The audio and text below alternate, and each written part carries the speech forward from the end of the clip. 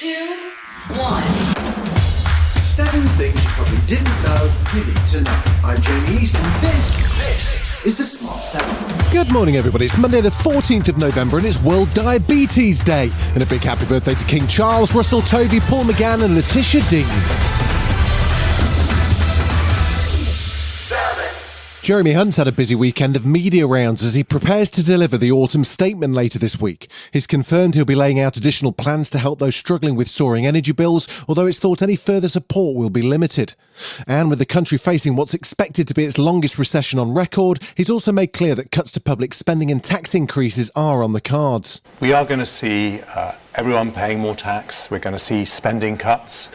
But I think it's very important to say that we are a resilient country. But despite what those pesky economists and his own office have to say, Hunt's maintaining Brexit isn't mostly to blame for the country's current economic situation.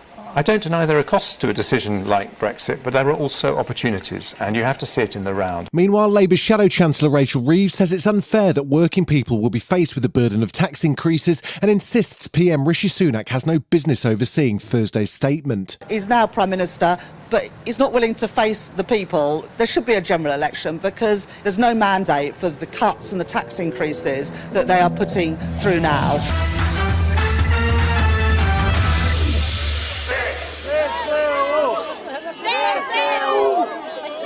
There were celebrations across the streets of Kherson this weekend as Ukrainian forces recaptured the key southern city on Friday and Russia announced its troops had fully withdrawn. On Sunday night, Ukraine's President Zelensky accused Russian forces of more than 400 war crimes in Kherson, saying that the bodies of dead civilians and servicemen have been found. In a video address earlier, he praised the efforts of his forces and said the people of Kherson never gave up hope.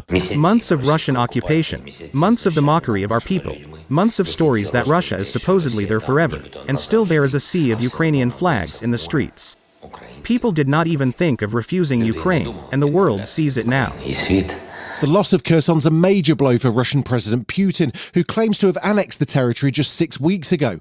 And the head of Britain's armed forces, Admiral Sotoni Radakin, says it's a sign of strategic failure from Russia. But you're seeing a Russia under pressure, taking desperate measures. That's why it's had to mobilise additional people.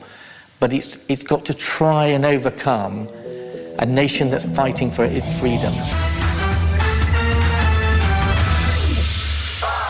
Following a busy week of midterm elections, last weekend saw confirmation that the Democrats will retain control of the US Senate after clinching their 50th seat in a hotly contested race in Nevada.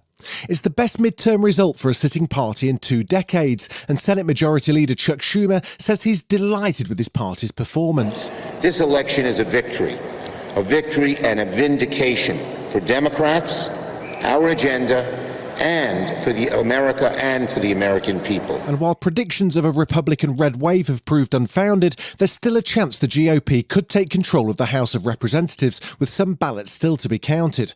But regardless, President Biden seems pleased. They're all running on the same program. There wasn't anybody who wasn't running on what we did. They're all sticking with it. And so I feel good, and I'm looking forward to the next couple of years. A suspect's been arrested in connection with an explosion on a busy shopping street in Istanbul on Sunday, which left 6 people dead and 81 injured. Interior Minister Süleyman Soylu said that the suspect was linked to the PKK, a Kurdish group blacklisted by Turkey and its Western allies as a terrorist organisation, although no one's claimed responsibility for the incident. The blast happened just after 4 o'clock on Istiklal Street in the popular Taskim area, which was also the site of a suicide bombing that killed 5 in 2016.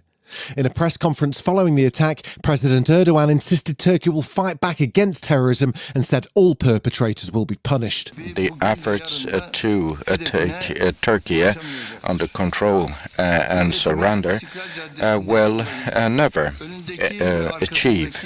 All the responsible figures will be identified and punished duly. All should be assured. Still to come on the Smart 7, England are white ball champions again, and David Beckham needs to watch his back. Right after this. Welcome back.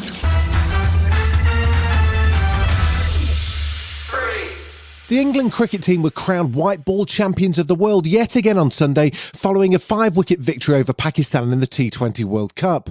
After falling to 84 for 4 and chasing 138, it was golden boy Ben Stokes who came to the rescue, finishing 52 not out to clinch England the victory.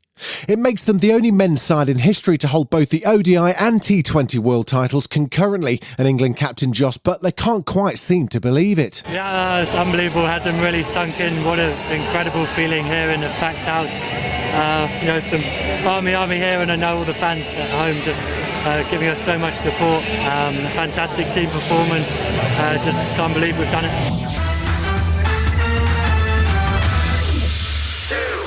Former footballer and LGBTQ ally David Beckham was given an ultimatum by Joe Lycett this weekend. The comedian threatened to shred £10,000 of his own money on a live stream next Sunday should David not cut his ties as an ambassador for the Qatar World Cup. FIFA's come under fire for awarding the competition to Qatar, which kicks off next weekend, in part because same-sex relationships are outlawed there.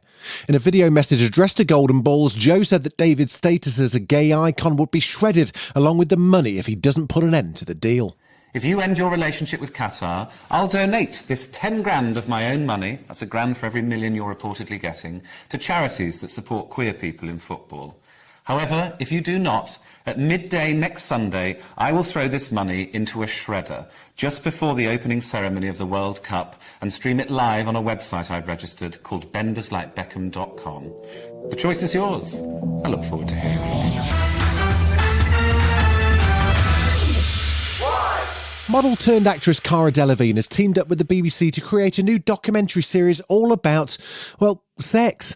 Planet Sex will see the Paper Town star travel across the world to examine how sexuality and gender are treated in different cultures, with a journey set to include a visit to a porn library and a masturbation seminar. It's set to premiere on BBC Three this winter, and the trailer's just dropped, so keep your eye out. My name is Cara. I date men, but do I love women and everyone else.